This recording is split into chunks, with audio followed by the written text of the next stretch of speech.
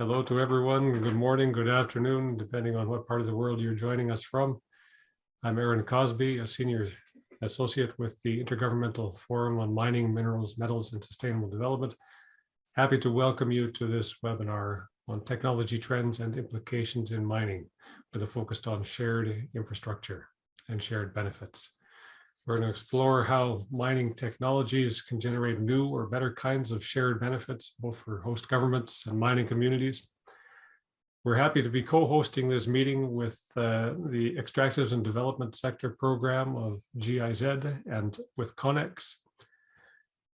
Just a brief word of background about IGF for those of you that don't know us. We are an intergovernmental organization, a membership-based organization with governments as our members in more than 75 resource-rich countries, and our mandate is to provide policy advice, regulatory advice to those members on how to optimize the benefits, socio-economic benefits of mining and mining investment in their countries. A little bit of housekeeping before I turn this program over to your real participants. We have simultaneous translation today. For those of you that want it, if you look in the bottom right-hand side of your screen, there is a globe with the word interpretation. You can simply go there and choose the language of your choice. You can do this at any time during the proceedings to hear simultaneous translation into English or Spanish. We apologize for not having French today. It's very hard to have more than 2 simultaneous languages going at any time. This session will be recorded and posted online along with all the presentations involved. So no need to worry if you are being rushed past information that you're keen on hearing. You will hear it again. With that, I'd like to pass the meeting over to our moderator, Lisa Sterner. Lisa is the advisor on extractives governments with the German Corporation for International Cooperation, otherwise known as GIZ. Lisa, thanks, welcome, and over to you. Thanks, Aaron. And hi, everyone. Also from my side, good morning, good afternoon, depending on where you are today. A very warm welcome from my side to today's webinar on technology trends and implications in mining, shared digital infrastructure, shared benefits. I'm very happy to be today's moderator, and I'm very much looking forward to the next 1.5 hours full of discussions with our exciting panelists and you, the audience, of course. Before we get started, let me quickly introduce myself. My name is Lisa, as Aaron said, and I work with GIZ's project Extractives and Development on behalf of the German Federal Ministry for Economic Cooperation and Development. I'm currently based in Bonn, Germany, and together with my team and our colleagues from the BGR, we advise the German Ministry on responsible raw material extraction in resource-rich developing countries. So today's event is co-organized by the IGF, Extractives and Development, and the CONEX Support Unit. CONEX is a G7 initiative and provides partner governments with short-term multidisciplinary support on contract negotiation in the mining and infrastructure sector. Today's webinar is actually part of our webinar series on technology trends and implications in mining. The first webinar was focused on the implications for legal and regulatory regimes and discussed to what extent such regimes are tech-proof or tech-flexible. The second webinar focused on the implications for the local level and the risks and opportunities to the adoption of new technologies harbor for local communities. And today, this third webinar will focus on ways in which technologies in mining can generate new or better types of shared benefits for both host governments and mining communities. And we particularly want to focus on digital infrastructure that has become the backbone of technological developments in the mining sector. So today we aim to discuss the possibilities of shared benefits that mining can bring for host governments and mining communities. We want to present different types of scenarios to leverage those technologies to create more and better opportunities for the well-being of mining communities, as well as their relationship with companies and host governments. And furthermore, we would like to discuss how current frameworks governing state-investor relations are adequate in capturing the potential of shared benefits offered by new technologies. So before we get started, let me just say that the impacts of digitization in the mining sector is of high priority for the German Development Corporation. While digitalization provides hope for improved governance, for example, being greener, safer, and more cost-effective, just to name a few examples, it is also a potential threat to low-skilled jobs. In addition, advancing digitization raises new issues in the extractive sector, for example, with regard to access to the internet and data, to data protection, but also to operational risks such as cyber attacks. And of course, these opportunities and challenges must be identified to develop options for action for governments, for companies that are adapted to the changes. And that is why we decided to support IGF's New Tech New Deal project 3 years ago, to see how the mining sector can move forward to allow investments to serve as an engine for sustainable development for host countries and communities alike.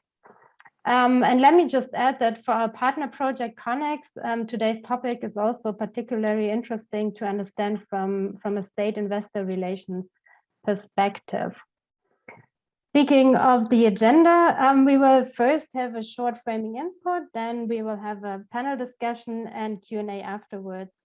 So if you have any questions, please post them in the chat. We will get to them during the Q&A in the end. And I now hand back to Aaron for framing input on the question, what possibilities for shared benefits do technological advancements offer in the mining sector for host governments and also for mining communities? Aaron, over to you. Thanks very much, Lisa, and my apologies to all of you that have to see and hear me again. But let me give just a few framing remarks to try to put our session today into the context of our work and the issues that it broaches. As Lisa said, this is the third in a series of webinars that considers the different aspects of the future of mining in light of what we know about new technologies, their impacts on mining operations, host communities, host countries. The series has been based on our report, New Tech, New Deal, Mining Policy Options in the Face of New Technology. This was a 2-year-long research project supported by GIZ on behalf of the German Federal Ministry of Economic Cooperation and Development, BMZ. We looked at the trends of coming individual technologies in the area of mining and noted that the face of mining is going to change radically over the next decade and is already changing. And tried to understand what the impacts of those individual technologies looked like for host communities, host countries. We know there will be benefits in terms of increased viability of operation. We know some mines will continue to operate and closed mines may even reopen that were not viable with conventional technology. We know there will be benefits in terms of health and safety in moving workers away from the mine face. Through automation. We know there may be greenhouse gas emissions benefits. We know that perhaps we will see benefits in terms of women's employment in the mine. But we also know that in many cases there will be fewer jobs overall. Of course, some new jobs will be created and they may be better jobs, better paying jobs, but they may also not be placed at the mine site of the local community. This is something of a challenge because direct employment, induced and indirect employment are the mine's biggest contribution to the local community and in some cases to the host country, more so than royalties, more so than local procurement. So what could we imagine in the way of benefits that mining investment could bring that might try to rebalance that deficiency brought on by the new technologies? We explored in our work a number of different ways, sort of categories of benefits that mining companies might contribute as value to the communities in which they work to replace those lost benefits. One bucket of issues was skills and training, obviously, to ensure that whatever new jobs were available, local community members were able to compete for them. Another bucket was, for example, the undertaking of local development, economic development initiatives by mines, including local economic development in areas not related to mining, completely unrelated. Another bucket was new tax models for the mining sector. The bucket that we're going to be exploring today was a possibility wherein the new technology itself provided some benefits, some solutions to the problems that it had posed. And there were a number of ways in which we could imagine this might happen. We could imagine new types of procurement, procurement of local IT services to power the new technologies, the big data, the integrative systems of a data-rich mine. We could imagine servicing of the new types of technology, servicing of the automated drillers, blasters, haulers that the mine of the future will have. We could imagine new types of technologies developed for the artisanal and small-scale mining sector, ASM sector. And we know that there hasn't been to date a particular push by original equipment manufacturers to invest in this technology that's appropriate to that scale. But we also know that new types of technology in that sector hold great potential for increased efficiency, for health and environmental benefits. But of course, there are challenges to dissemination. We could also imagine, and this category is the focus of our meeting today, new types of shared infrastructure, new types of shared values. So we could imagine the sharing of hard infrastructure, such as renewable energy production infrastructure designed to power the mine through electricity renewably generated instead of by means of diesel generators. We could imagine the sharing of infrastructure for internet access, because the mine of the future is a data-rich mine that will depend on high-speed internet. And the sharing of that high-speed infrastructure, once it has been put in place to local communities, is a small marginal cost with large benefits. We know about the development benefits of internet access in terms of facilitating entrepreneurship, better quality education, health services, if done properly within a program of wider development. We could also imagine soft infrastructure sharing, infrastructure sharing of the large quantities of data that are generated by the mine of the future. For example, supplying communities with data of interest on indicators like tailings dam stability, effluent water quality. Real-time information of this kind provided to communities is a tangible benefit. We could also imagine that data helping tax authorities assess the value of shipments to ensure that their taxation levies are accurate and remitting the appropriate amount of revenue to the host governments. As I said, we're going to focus on that last type of solution, the new kinds of shared infrastructure, exploring the kinds of benefits that it might bring, what kinds of facilitative government policies we might envision that could help realize the potential inherent in that kind of sharing. And we know that some of those benefits will accrue primarily to the local communities. Others will accrue nationally to host governments or to both. So we'll try to unpack the dynamics involved there and where exactly, what types of benefits and where those benefits will land. I won't keep you any longer from the real discussion and the more interesting presentations. I hope those comments sort of set our discussions today in a context that make them meaningful for you. I'm looking forward to it. So I'll hand things back then to Lisa to get us going with the discussions today. Lisa. Thanks, Aaron. Thanks for setting the scene. And it's nice to look at technologies as part of the solution and not part of the problem.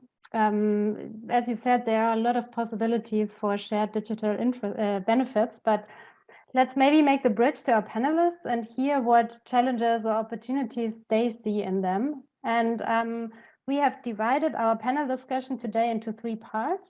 And our first set of questions is for Dayon, Tiago, and Cynthia.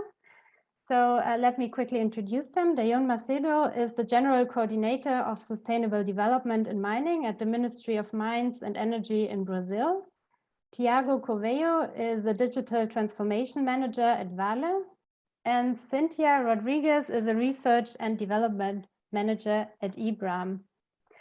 So from you, I would like to hear, or maybe you could tell us a bit about what understanding do governments, mining companies, and communities have had so far about shared benefits, and how does it change in the light of technological innovation in the mining sector?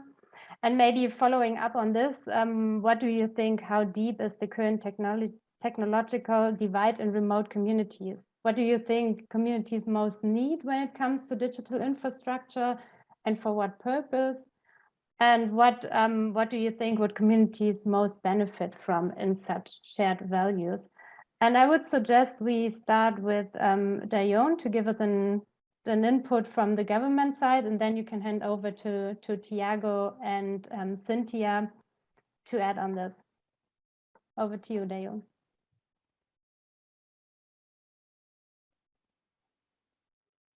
Thank you, Lisa. Good morning, good afternoon to everyone. I would like to thank the invitation for this third webinar, and I will try to answer these questions at the sea. One of the greatest challenges for any government is the promotion of sectoral policies for the sustainable development of mining industry that goes from large corporations to small mining companies and benefit host communities. At the national level, there is a great heterogeneity in the application and use of technology in mining sector. In addition to this complexity, the growing competition in the mining market imposes not only the domain of technologies, but their adaptation to social and environmental standards. In Brazil, the vast majority of mines in operation are managed by micro, small, and medium-sized companies, which have difficulties in assessing investments in technological innovation, as well in technological training necessary for a more sustainable production and improvement in communities gain. To achieve sustainability in mining, it is necessary to review methods of production and consumption, which include greater efficiency in production management, use of more sustainable technologies, consumption and conscientious use of inputs and energy sources, appropriate destination of waste and alternative uses, among others. One of the challenges is to bring the technological innovations applied by large companies to the small and medium-sized mining companies.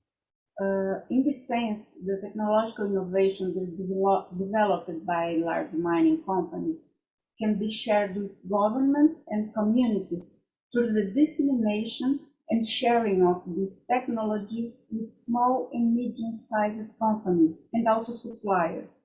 This technological qualification allows the use of local labor and promotes local and regional development. Brazilian Ministry of Mines and Energy is working on a project to deal with this issue, specifically with this issue, in specific kinds of types of mining. In this way, social technologies, for example, can be an interesting path for businesses where solutions can be built from local experience. One of these ideas involves natural resource conservation and use of knowledge from the local community combined with technical scientific knowledge, being easy to replicate and at low cost. These technologies are important tools for social inclusion and environmental conservation.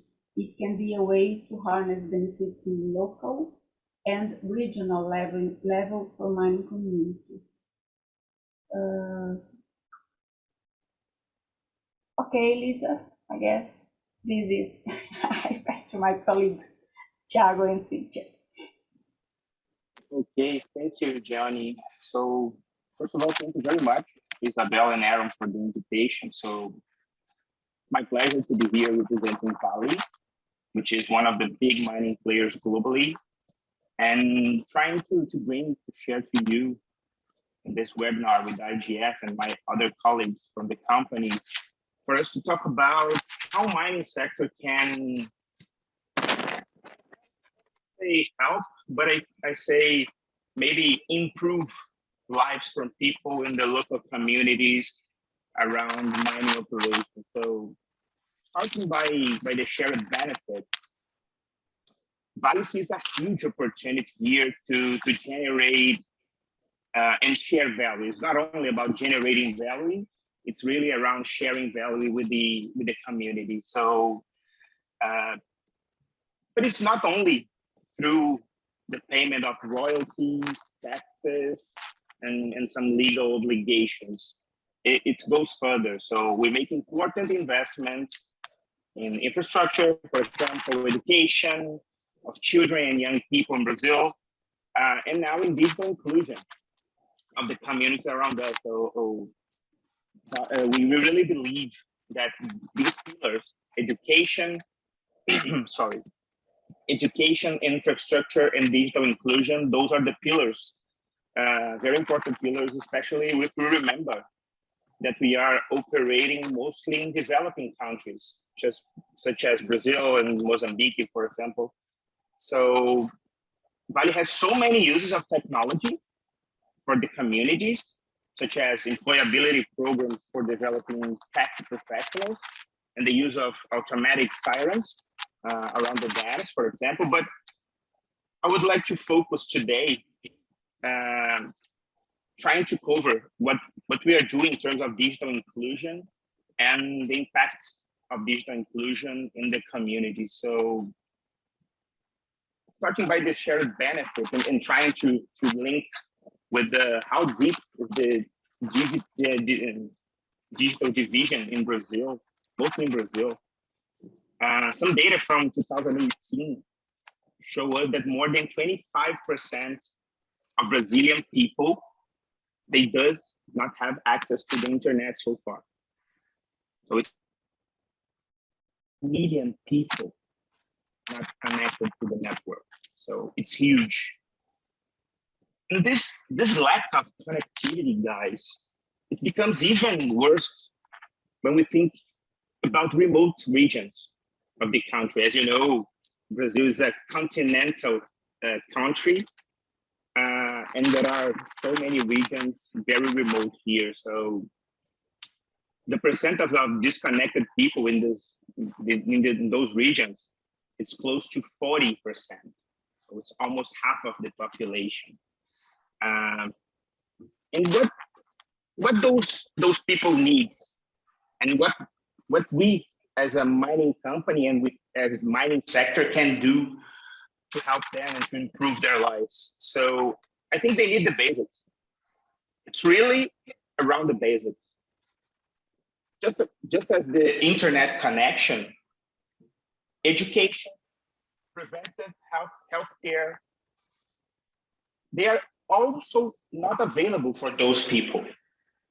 And if you talk about employability options, they are close to zero. So many of those people, they live by eating what they saw. They plant for living. And we can for sure enable these communities to have this type of basic services available through digital inclusion.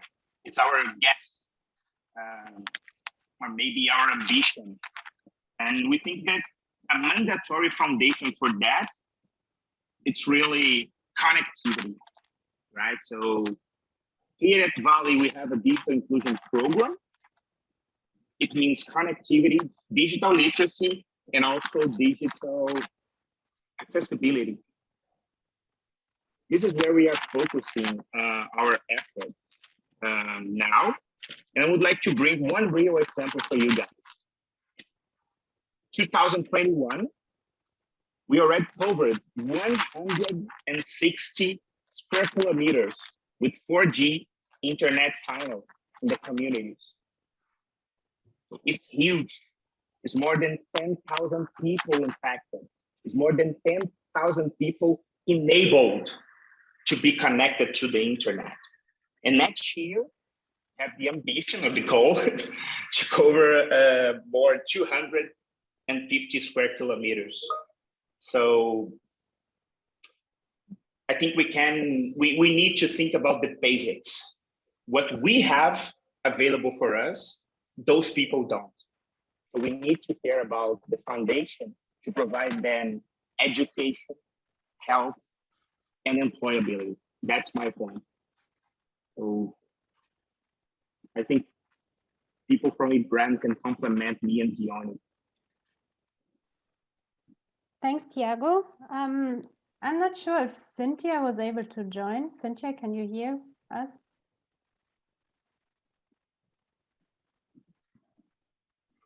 If she's not here, I can go further with more, let's say, context about the infrastructure, digital applications, and so on, trying to make it more feasible for everyone. Like maybe give more existing examples of shared infrastructure and benefits. I know you already talked about some good examples, but maybe there are also bad ones, fail forward or anything we can learn from those examples. That would be great, Tiago. Thanks. Sure.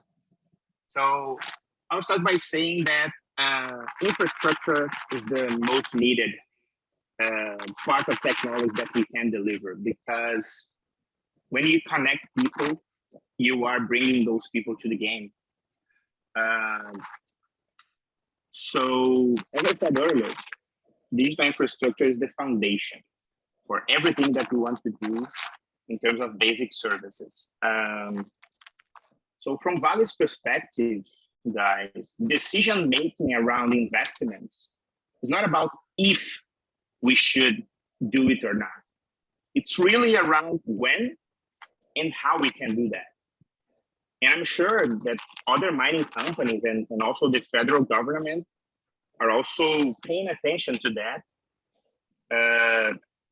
But I would like to share some examples with you. We started the autonomous program.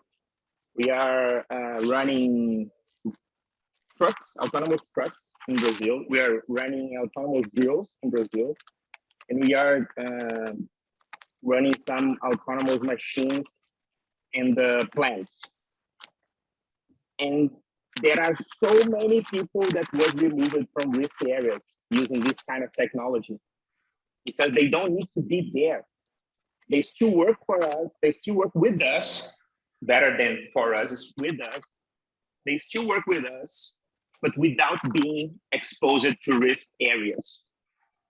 It's very, very important, because their service is very useful for us and we need them, but we don't need to expose people to risk scenarios. And we are trying to remove as much as we can.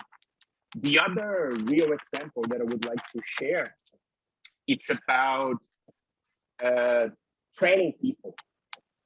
We can and we want to develop people not only to work with Vale, but actually to make their own careers, to decide what they want to do, what they want to be as a professional. So it's to stop thinking about how I can create more workforce for me and start thinking about how can I develop those people to make their own career and not mandatory connected to Vale.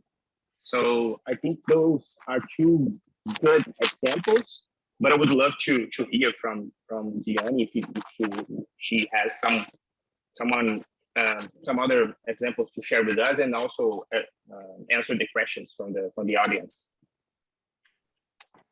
Thank you, Tiago. That's a very good point. If you have, to the audience, if you have any questions, please post them in the chat. And maybe I would have a last question to Dayon. What value does interministerial coordination play to get it right? Can mining ministries simply negotiate, or is there any other entire layer or maybe opportunity with the Ministry of Communications, Telecommunications?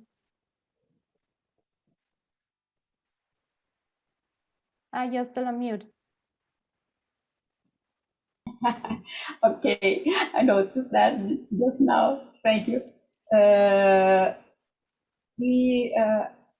guess regarding to this interministerial coordination, this is extremely important, but not only for with Minister of Communication. We have to bring other Brazilian government stakeholders to the discussion to come up with solutions. Due to the continental dimensions of Brazil and the characteristics of cooperation, connectivity is the great gap we have. The Ministry of Communication is developing important programs to end this what we call country's digital desert, which affects more than 45 million people in Brazil. With various Ministry of Communication is doing various actions, focusing solutions not only for the mining sector, and we have to combine this with the industry of technology of information and communication, that and they also began to understand the potential for digitalizing the mining industry and to prepare the meet to the demand that will exist. The 5G will enable the advancement of internet projects, improving integration with logistics, and improving automation of mining operations in Brazil.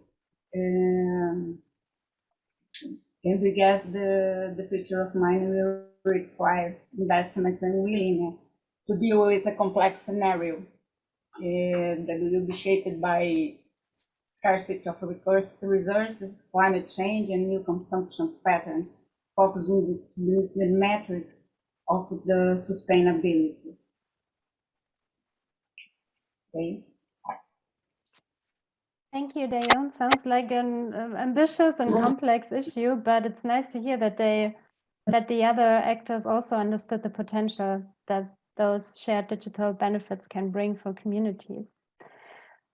So maybe let's switch to our next block on state investor dimensions, in which I would like to invite Kees to our virtual stage. Kees Höchner has a background in economics and philosophy and is one of the founders of Rebel, which is an infrastructure finance consultancy and investor group with offices in Europe, Africa, and the USA. And for more than 25 years, Kees has worked in the development and financing of rail and port infrastructure, often related to natural resources projects. So Kees, maybe you could tell us something about the role that shared benefits play from a development perspective, and maybe you can also add to some existing examples of shared infrastructure and benefits, also good ones, bad ones. We also want to hear from what we can learn in the future. Thanks. Yes, thanks, Lisa. Yeah, so I'm more of an old school infrastructure guy rather than tech, but I think it can give some interesting views on how you can look at shared benefits and how you negotiate on that, because that's a lot of my experience is about achieving those shared benefits.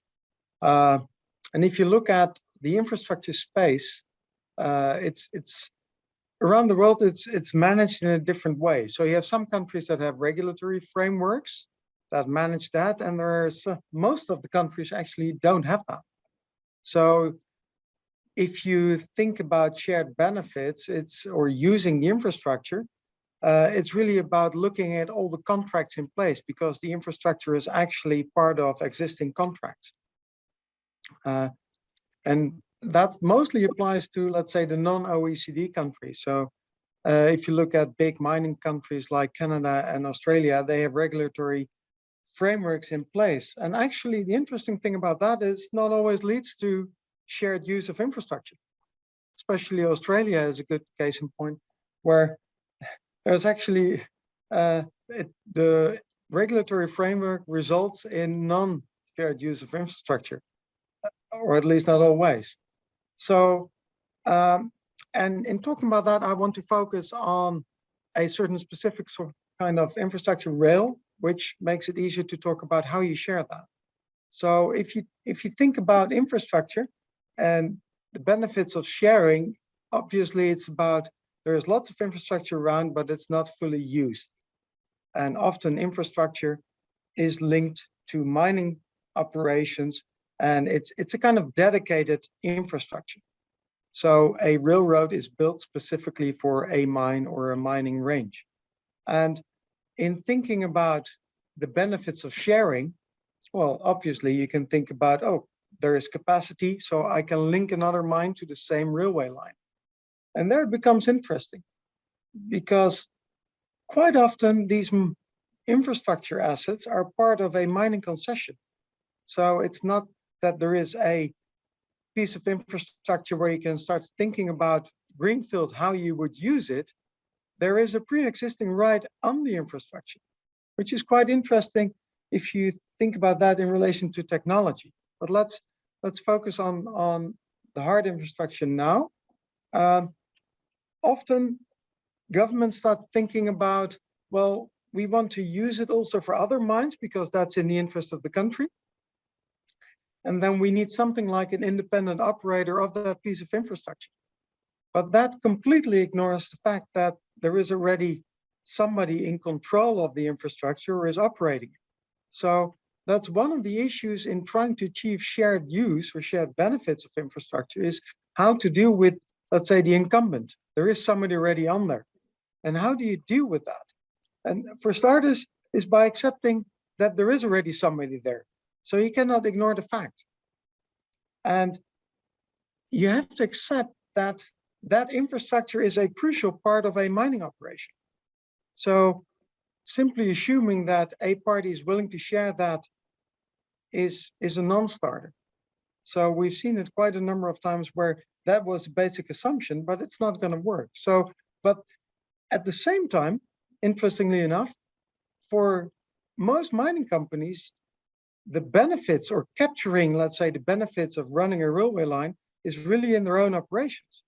So in negotiating with a mining company, they're more interested in their own position in terms of control than in capturing part of the benefits for the country.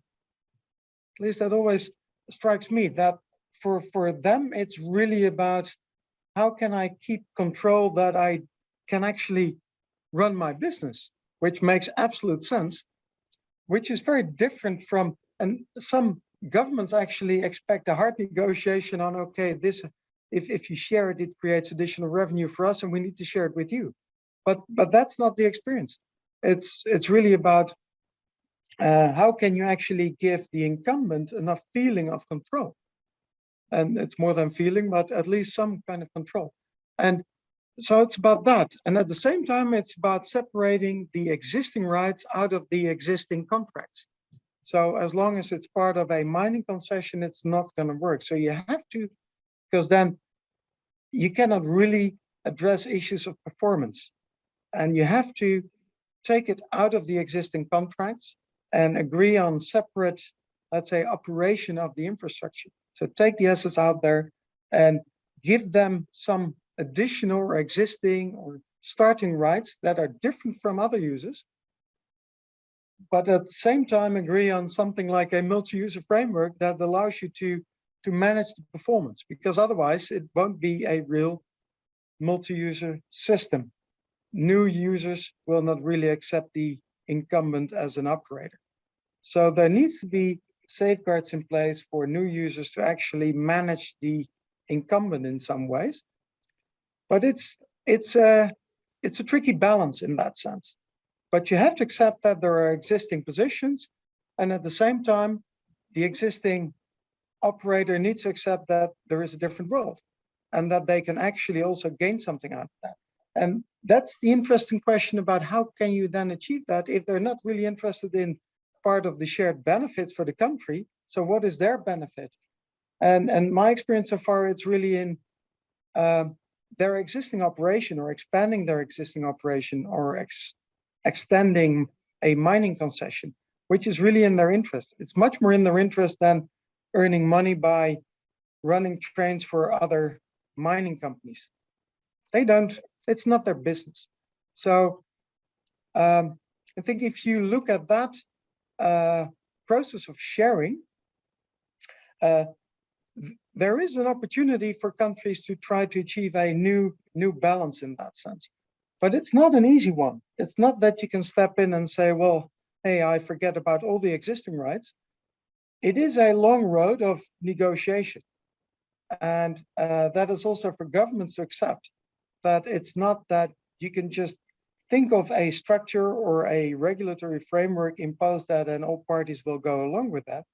You have to negotiate and give something at the existing parties for them to agree on actually opening up the infrastructure.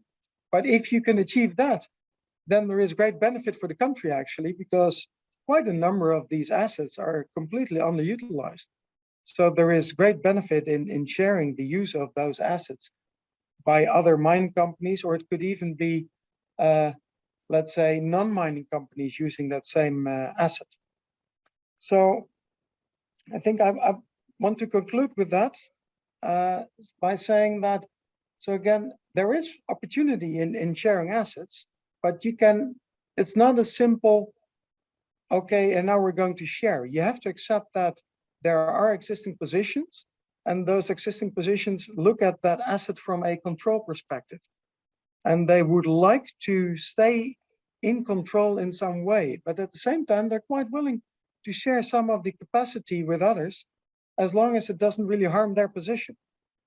And I think that's and getting there, it's more the implementation than the thinking of the structure. That is the hard part. So I would like to conclude with that. Thank you, Lisa. Thank you, Kees. Yeah, that's an absolute relevant point, that infrastructure assets are part of mining concessions, and that you cannot just think of a new structure on your own, that you have to like keep in mind all the different actors which are involved, also from a legal side. And that is also like the perfect bridge to our next speakers, because we have invited some great speakers from the law firm, Gibson and Dunn, to tell us a bit about exactly this legal and regulatory implications. So today we have Boris and Alex here. I will quickly introduce you. Boris is a partner at Gibson and Dunn, and he has advised on a wide range of mining, investment, and financing transactions, including initial public offerings, high yield and investment debt offerings, structures product offerings, and privatization. And his mining practice has focused on government representations and capacity development. And these projects, for example, have included the negotiation of mining concessions, of drafting model mining agreements, of financing transactions, and intensive workshops on topics such as foreign investment, physical regimes, and mining law policy. And then we have Alexander Southwell.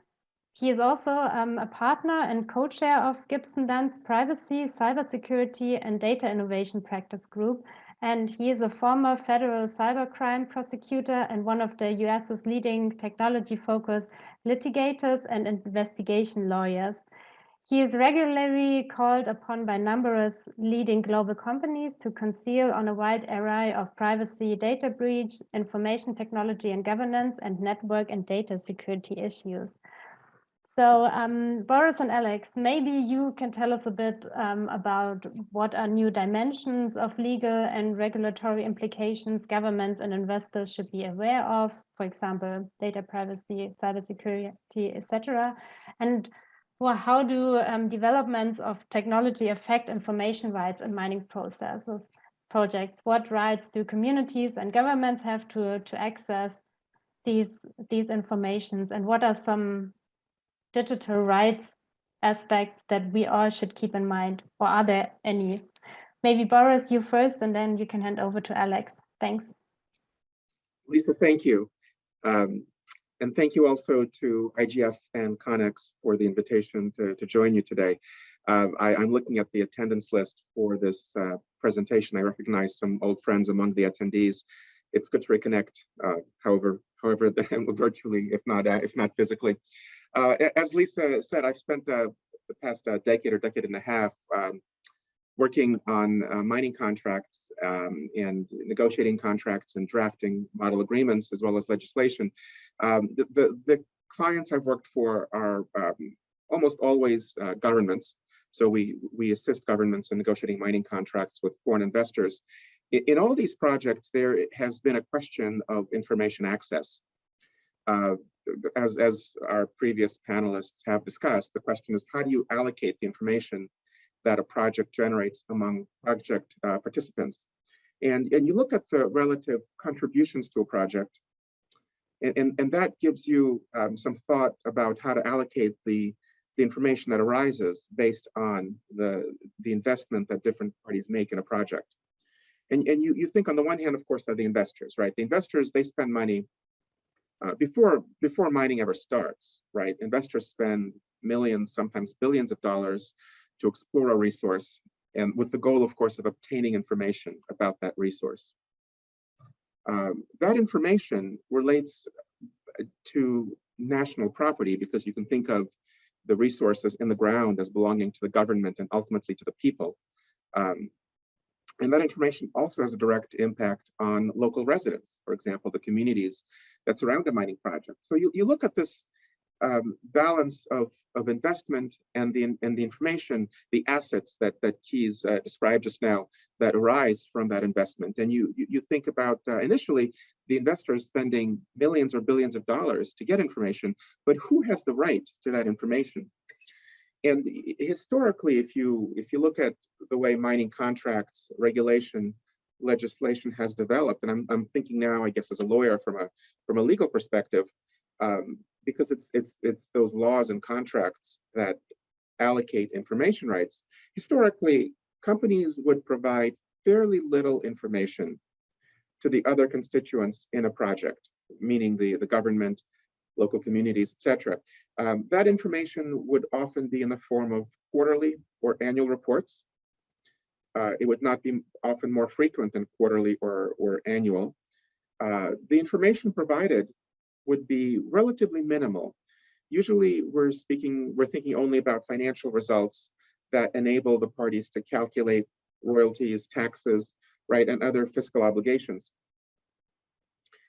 As we thought about these contractual rights and allocating rights among the different parties, and again, I'm thinking largely from the perspective of the government, the host country, we realized there's really a need for more than just financial information. And then you expand that, of course, to geological information, survey data. And now the investor, reasonably can become concerned because the investor is investing, as I said, millions or billions of dollars in procuring this information. And so, there's a natural hesitancy, reluctance on the part of the investor to share that information with the other parties. But again, if you think about it from the government's perspective, this information relates to a national resource, then perhaps it's justifiable for the investor to share that information about national resources with the government and other constituencies. And as we continue progressing through time, there's a lot more information now that can be made available. Again, historically, we're thinking about financial information, geological information. Now there's even greater information about the geology that new technologies have made available to us. There's information about environmental impact, new technologies that enable underground mining, etc. Now, why do we talk about this? We talk about it, at least from my perspective, because there's a legal way of looking at this. And from a lawyer's point of view, we need to think about how information rights should be allocated among the different parties, whether by regulation or by contract. And today, technology facilitates this information sharing. A lot of this we've heard already from the other panelists. Geological information, real-time financial information, which is not delayed by periodic reporting as it had been in the past with those quarterly or annual reports. Now governments can have real-time information about the financial contribution of the mining project to the government. You can have daily sales information through the technology that's available to us. You can have daily information about demands for a resource, right? You can have information daily about the volume of product that's going from the mine site to the railway to the port. And that information really historically has not been available to us on a daily basis. But now that information makes it feasible for governments to monitor compliance with contractual obligations on a real-time basis. It also provides information that governments can action to potentially bring in new foreign investors, and importantly, to rationalize to communities the benefits or potential harm that a mining project brings to those local people. So direct information it helps to embrace the relationship between mining projects and communities. We can think also about environmental impacts. You can monitor the discharge through technology that a project makes to the local environment. that will ideally harness community support for the project if they see that the discharge is low, and of course, conversely, bring potential actions against the project, the mining investor, if the discharge exceeds expectations. I think it was Keys or Thiago who mentioned internet access for the community. Also sharing assets, perhaps among mining companies, right? Even local mining companies that can share information as well as share local infrastructure. Again, technology makes this available. And again, to bring it back to a lawyer's perspective, I want to think about how we can encourage the parties at the negotiating table to use that information profitably for themselves, but also for the government that is the host of the project. And certainly when negotiating mining contracts, this is something that I bear in mind, and I encourage participants to bear in mind. How can technology bring information in real time to the other constituencies who are invested in the project? The flip side of this, potential wealth of information is the risk, and that is the cybersecurity risks that we now bear through the internet. We talk about rights to privacy and potential violations of those privacy rights that investors may expect. And I think for a discussion of those rights, I'd like to turn it over to my colleague, Alex Southwell, who really is an expert in this area and has some interesting personal experience, I think, that he'd like to share. Thank you, Boris, and thank you for having me, and pleased to talk with you about some of the cybersecurity and data privacy risks and trends that we see, and to take any questions as we get into the Q&A.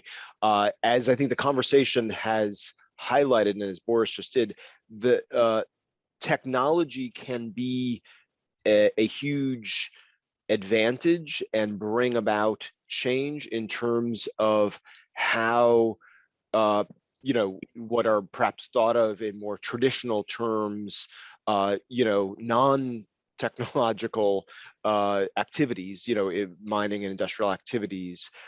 There is a great value that technology can bring, both in terms of efficiencies and all the other issues that we have flagged.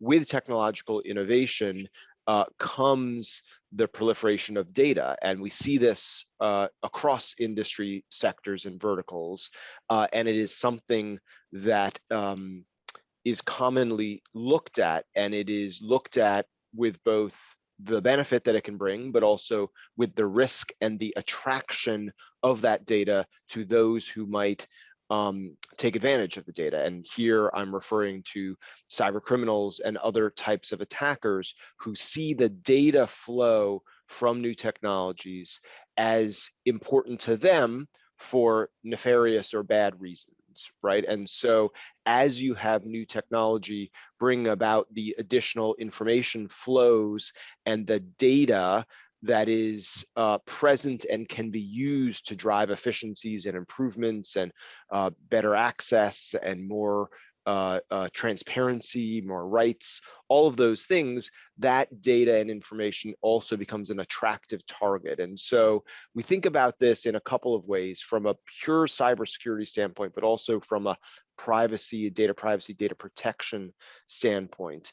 From the cybersecurity vantage point, you have to think about the flow of information and ensuring security around that information, because it is new data, new valuable data. I mean, the same way one might think about protecting a truck that's bringing a valuable resource out of a remote location, there is data, the valuable resource, being brought out of a location through a fiber optic cable, let's say.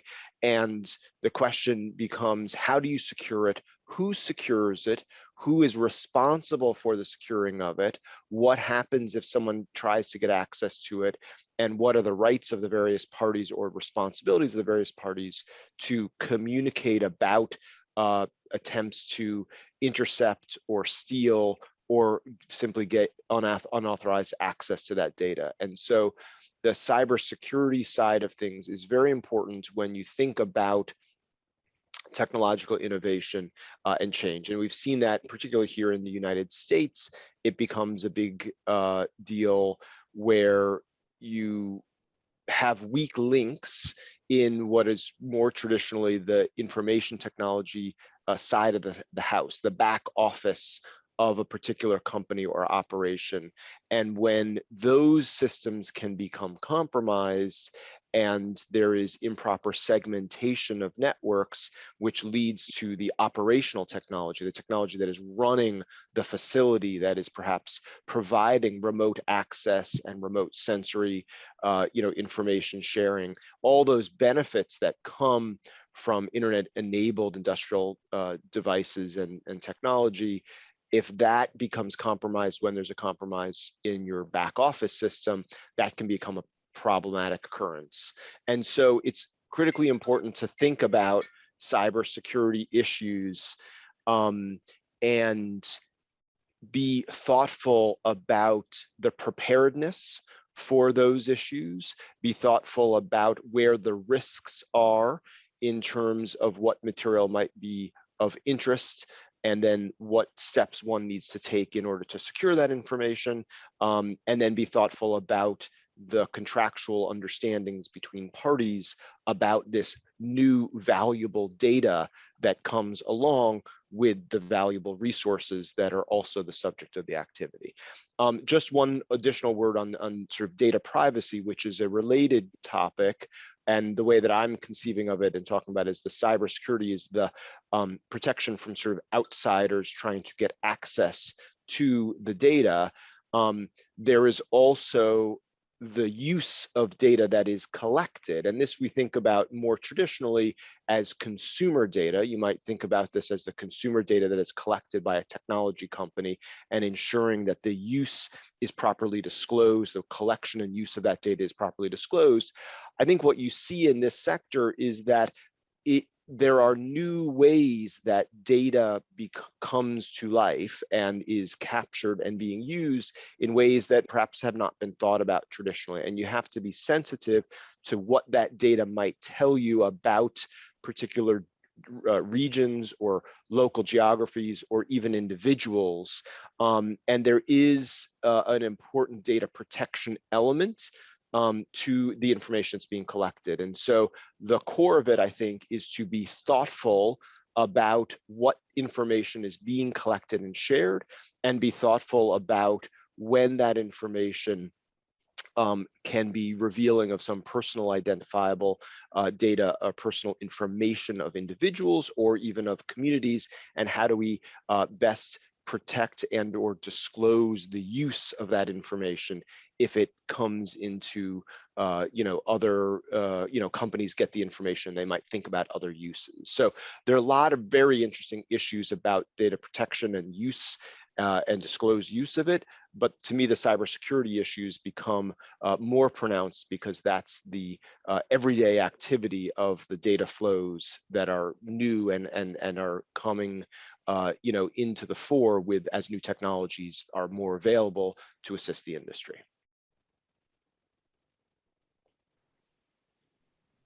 Thank you, Boris and Alex. That is indeed like super interesting to think and to talk about, and absolutely to keep in mind, because if you are working with such sensitive data, the question on how to secure them and who secures them is absolutely relevant. And this brings me back to what Keith said, that you have to keep in mind who is like the owner of the infrastructure and what is their interest. That is yeah, like a super relevant topic. Let me just see if we have any chats in any questions in the chat. I think there was one directly to Tiago, because I don't see the question, but he says he wanted to answer something. Maybe Tiago, you can read the question out and then answer it. Yes. So thank you, Lisa. Before I start answering the question, I would like to say sorry because I heard that my audio was not so good along the first part of the session. So sorry. I hope you could get the main message I was trying to say. So moving to Q&A, Juan asked about how mining companies can help extending telecom coverage to regions where mines are based. So thank you, Juan, for the question. it's a good question. I would like to extend the answer and talk about how Vale has been doing that, not only for the mining regions, but also for all the chain, not only where we mine the iron ore and the other minerals. So we operate 2 huge railways in Brazil, and we have over than 300 towers, communication towers along the way. So what we've been doing, Juan, is sharing some of those towers with the telecom companies, because we believe that we can connect the surrounding communities using the towers. So some telecom companies, they are deploying their equipments within Vale towers. So, and I'm not sure about the other countries, but in Brazil, the mining areas, we usually do not have people living so close to the mines.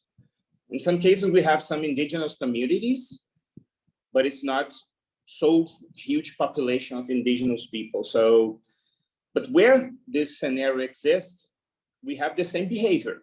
And we encourage the telecom operators to use our infrastructure to provide communication, not only for Vale, but actually for all the population around.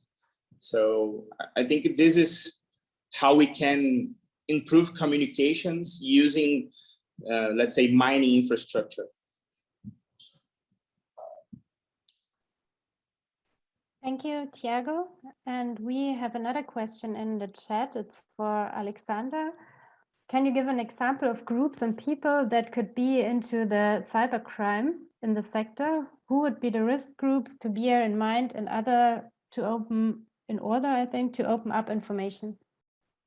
Certainly. And that question, I think, raises the fundamental first step in thinking about these issues, which is to do a risk assessment, right? In the same way one assesses the risk from, let's say, a mining operation, and can you build a mine in this way? What are your safety protocols about, handling people? How do you assess the risks of each activity? One needs to think very intentionally about the risks of your information operation, right? How do you collect the information? What do you do with it? And thinking through those risks ties into the question of sort of who the actors are that might find the information of use. Traditionally, there is an element, and just to be blunt about it in this group, not to say anyone would be in fact interested in this, but of basically industrial espionage. Corporates trying, and to be clear, I don't mean sort of established corporates would do this because it's improper, and most have good internal controls about it. But there are ways that entities might try to ascertain how efficient particular operations are, what someone's doing, what kind of, the information that one company might find helpful, another company might be interested in getting access to. We see that more specifically when we refer to state-sponsored attacks, where some state-sponsored, we refer to that loosely as state-sponsored attacks because mostly they are shadow organizations that really act with the permission of particular regimes, but not directly controlled, and therefore with plausible deniability for those regimes. And they may be interested in trying to get information either to help their own industries or companies, or frankly to interrupt or distract or degrade other systems. And so an element of the sort of what I'll loosely refer to as corporate espionage is the risk that systems could be knocked offline, and that could degrade performance or disrupt performance and cause competitive disadvantage. the core group of cyber criminals, the ones who are responsible for more of the ransomware attacks, and particularly here in the United States, are really monetarily oriented and motivated. And they traditionally go after companies that they anticipate would be willing to pay ransom, and we can talk a little bit about ransomware. And so I don't know, how much of a risk that would be for sort of small operations, particularly in remote areas, but certainly bigger companies would face the risk that criminals that are essentially looking to disrupt activities and get money through ransom payments would find the information attractive. And they're not necessarily looking for the information to steal it and use it. What they're doing is they're looking to lock down the information and make it inaccessible to a company to the point of hurting the company's operations and basically getting paid to allow the reactivation of the systems in what we call an encryption event that usually comes along with ransomware. So those, I think, would be the main areas where one would find risk, and others on the panel might have other views about the risk areas.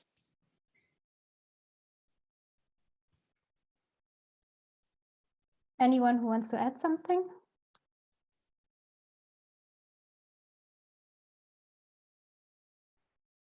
Otherwise, we have another question for Boris this time. I can read it out. The technology space is evolving so quickly. How can those inevitable advances be somehow covered in a contract clause? Is there room for a formal government company mechanism to monitor technology, or is it better on a case-by-case basis?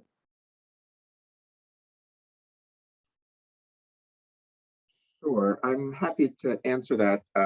Thank you for the question. There's a few ways to answer this. I mean, it's not just technology that evolves. I mean, everything evolves. Markets, of course, evolve.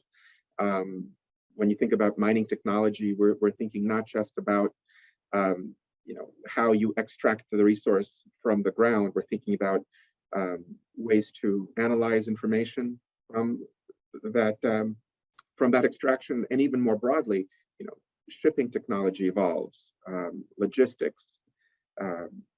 The market for a particular resource changes, right? The market today for lithium certainly isn't what it was 10 years ago, probably isn't what it will be in 10 years. So, I mean, you can think more broadly about all the technological changes and how can you incorporate those changes into a contract. There's an easy answer, which I can say applies generally to all mining projects or any kind of infrastructure project. And then there's a hard answer, which really depends a lot on the individual circumstances. So the easy answer is what I would call review clauses. And mining contracts, infrastructure projects, these are all long-term contracts, right? A mining project could be 30, 40, even 50 years long. The resource is there and it could be developed over the course of decades. It's impossible for any relationship to be reduced into a contract that will be helpful to the parties for as long as 40 or 50 years. What I think the contract should do is create a framework for that relationship, but then allow for periodic review so that changes can be incorporated into that relationship over the course of the contract. And so this applies not to technology alone, but to anything. I mean, the fiscal allocation of benefits and costs already could be, it's difficult to fix that right over the course of decades. So my recommendation generally is to have a review clause embedded within contracts that would enable the companies, or in fact require the parties, the company and the government, to review the rights and benefits of that contract, let's say every 5 years, so that changes in technology can be incorporated into any modifications to the contract. I'm aware of the company's response to that review clause. The company's response is any review process is basically an excuse to renegotiate. And you can have a debate over whether or not a review clause really is an invitation to renegotiate the contract. It doesn't need to be, but that's really a question, I think, for another discussion. More specifically, I really think it's difficult to answer the question in the abstract for all mining projects across the world. And it very much depends on the technology that's being used in a project. And you look at the trajectory of that technology over the course of the past number of years and try to extrapolate what might be happening going forward. And the market for gold, for iron, for copper, these have been around for decades, if not centuries, in some cases millennia. And we can sort of project what will be happening with these technologies over the next, let's say, 30, 40 years. In some cases, it's more difficult than other cases. For example, there's a well-known deposit in Africa, an iron ore deposit that has yet to be properly developed, in part because of the technological difficulty of getting that resource to market. Other resources are much more difficult to predict. I mentioned lithium, cobalt, some of the technologies that are being used now in batteries, in electronics. It's very difficult to predict how the market for that product will develop, how the technology will develop and will incorporate those resources. So, all I can say is, it really demands industry expertise. As a lawyer, I don't know the answers to these questions, but I know enough to ask the questions, which is, who is the right expert to advise the government or the community on the potential benefits and the risks associated with a project.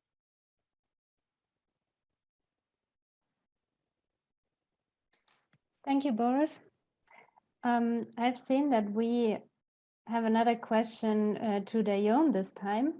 So Dayon, how is the legal framework evolving in Brazil to take into account those risks so companies feel more comfortable sharing some of their data? Thank you for the question. We have a lot of stakeholders working on it, and the government is working in the legal framework, but we have a lot of evaluation of the risks, and the Ministry of Mines and Energy work with the agency to support this kind of risks, and with the other ministries to give support to the enterprise, the mining companies, to give them some security, and they can be more comfortable with this. Okay.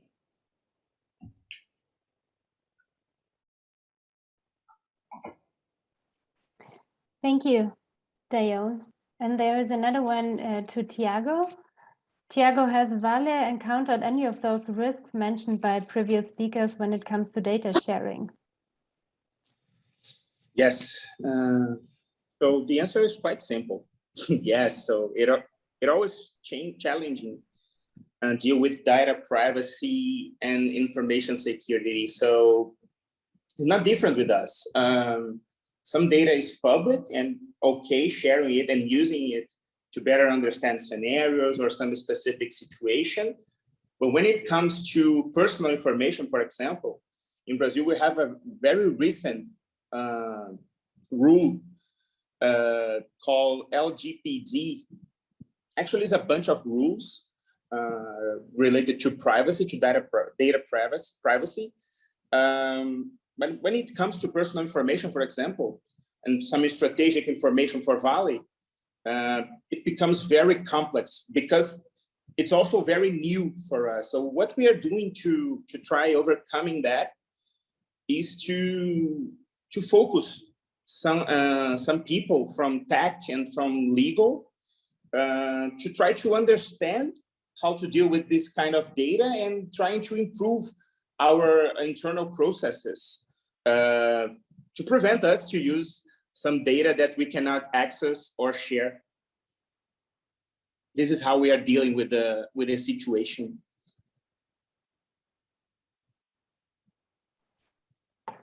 Thanks, Tiago. Thanks for the clarification.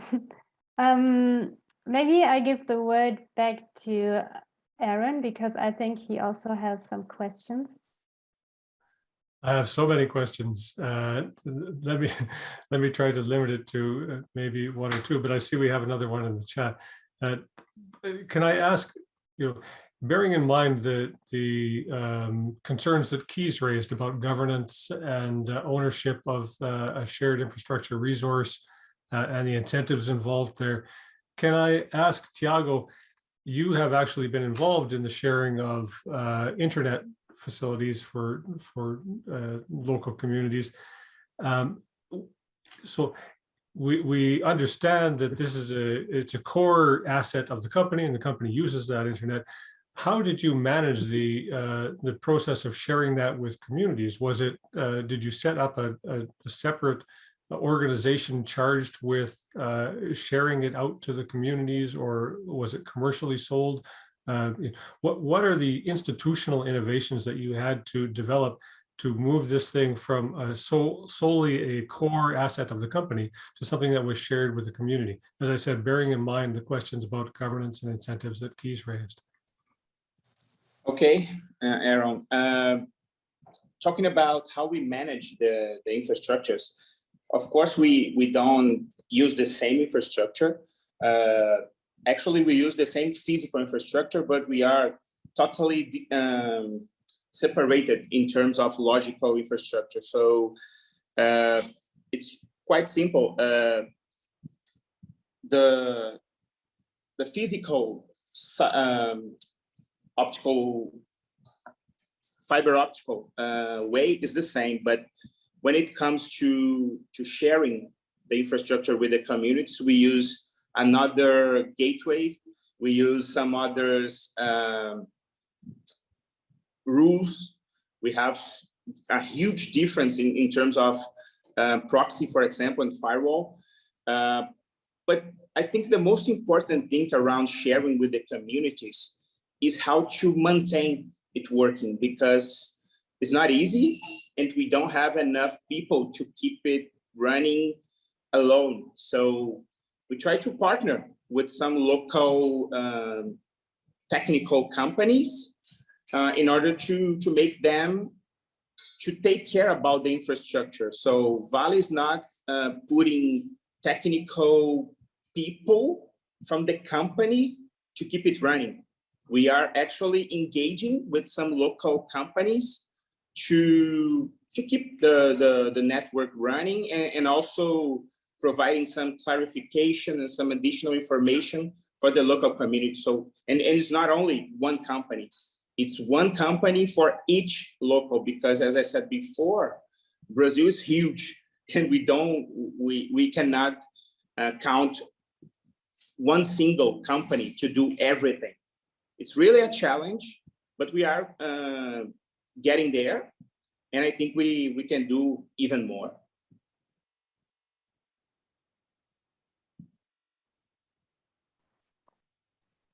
Great, thank you.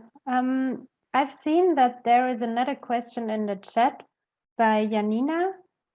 It's to all of us, or to all of you, whoever wants to answer. How do you envision the role of digitalization in cases where there are socio-environmental conflicts with local communities? The question embraces the fact that there are more than 3,000 reported conflicts currently. Anyone who wants to answer this question?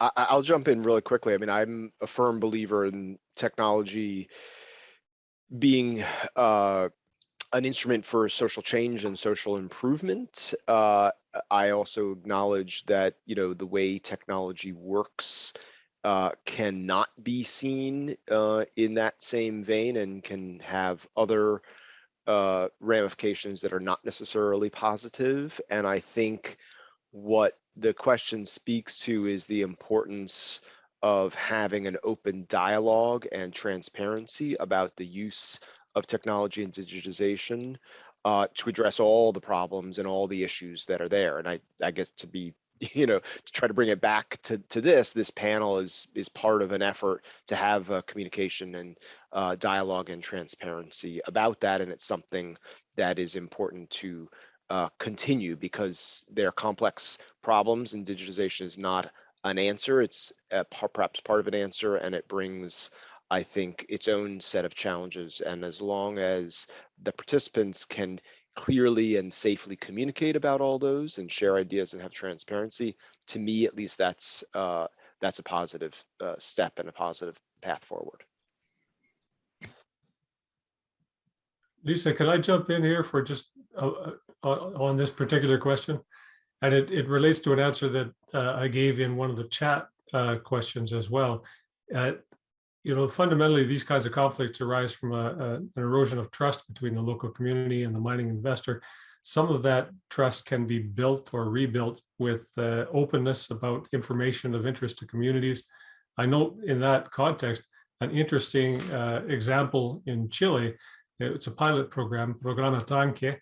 It's a tailings program that gives real-time information on tailings dam stability and the chemical stability of the El Mauro tailings deposit of the Los Pelambres mine openly to the public. So you have a public that is distrustful of the mining operator being given real-time information on issues, environmental issues and safety issues, which are extremely important to them.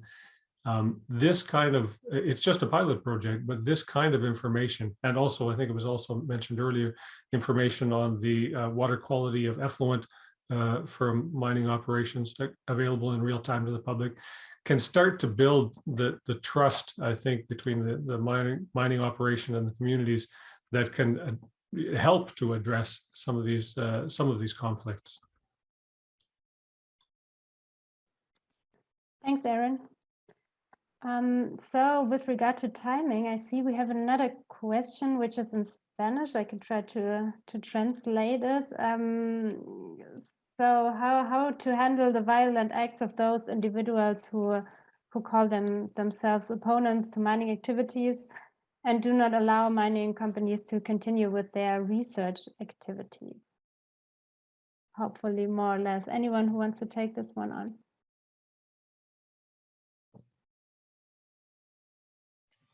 Lisa, maybe I can merge this question with us that we have in the chat. So Himatullah Masuri from Afghanistan. His question is around how can a collapsed economy like Afghanistan can take action for climate conservation, sustainability, maybe providing some alternatives. So Himatullah, I don't really know the real situation in your country, but what I can try is to draw a parallel with Brazil, because we also have some regions with economic collapse. We have some problems with environmental issues and problems with violence, which bring us to the first question. So I think when we don't have the government supporting everything, and I think it's not possible to support every single question that a country has, for me, the better way is trying to partner with the companies, with the private companies, because the private companies, they have the opportunity to help the communities, because otherwise the company is not going to evolve economically, saying as a social responsible company. So my suggestion, Himatullah, it's really trying to look for some companies interested on helping these kind of issues that you are mentioning here. So this is how we do in Brazil.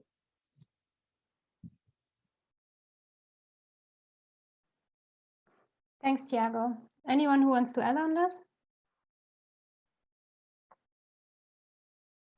Otherwise, I would suggest that before we close the session and wrap up, I would like to give each panelist the opportunity to share their last thoughts in maybe 30 seconds. What do you want to leave the audience with, or what do you want the audience to take away? And maybe we start with Keith. as he has been silent for a long time now. Thank you. Well, let me then finish with, I want to add something Boris also said about, so my point was that keep in mind the existing positions. You have to negotiate from that. But at the same time, I think if you look at the kind of infrastructure we are thinking about today, so new technology, who could have thought about internet infrastructure like 20 years ago, signing a 40-year mining concession? You cannot really do it. But my experience there is that what really helps is to make at least provisions in a contract that if things like that come to existence, like the infrastructure assets come to existence, you can at least negotiate on that as a separate thing within the mining concession. Because that is crucially one of the issues with infrastructure. As long as they stay within a mining concession, they're very difficult to share actually, because they're linked to an individual's operation, individual company's operation.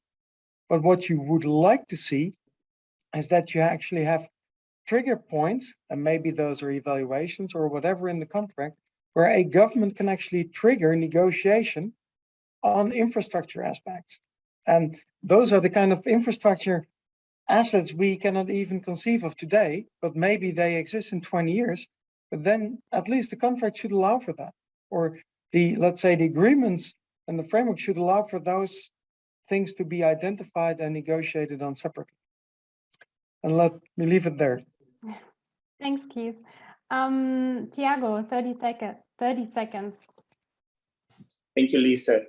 So my final message is very connected what we was discussing about the relationship in between companies, the government, and the society as a whole. So my final message for you guys, for other mining companies, and actually for all the companies, in fact, there is no rich company surrounded by poor people. It's impossible. So the companies need to understand that and also understand what is their part to overcome that. So otherwise we will be known as a harmful market, such as the tobacco market, for example, the gun market, for example, and mining is not about that, but we need to explain and actually act to solve this issue and show how responsible we are. Thanks, Tiago. Dayon, over to you.